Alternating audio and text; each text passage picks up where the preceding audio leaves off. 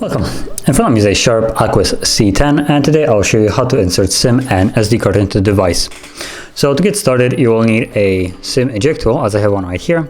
They come provided in a box, so you can get it from there. And if you can't find it, you can always use a paper clip of sorts, something like this. Considering this doesn't resemble a paper clip anymore, it was, but you want to straighten it out so it has a straight point like it does right here. So you can push it in firmly and the tray should pop out. So once you have that ready, you can just insert it into the tray. Just locate it on the left upper side. Push it in and you'll see that it just pops out. Take it out all the way. And you have space here for either dual SIM, which I'll show with 2 SIMs at start. So we just place it like this instead of the SD card. And then the other one is just a SIM tray that has no other option. So it would go like this.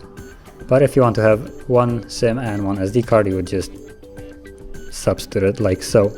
Now make sure that they're laying flush on the tray, as you can see, and while securing them in there so they don't fall out, there's nothing really holding them in the tray, you want to slide it back into the device. So like so. And I believe there's a pin on this SIM, so it should block the phone, and yep, there it is. So there's the SIM and SD card as well, and both of them are working just fine. So that is how you would insert SIM and SD card into the device. And if you found this very helpful, don't forget to hit like, subscribe, and thanks for watching.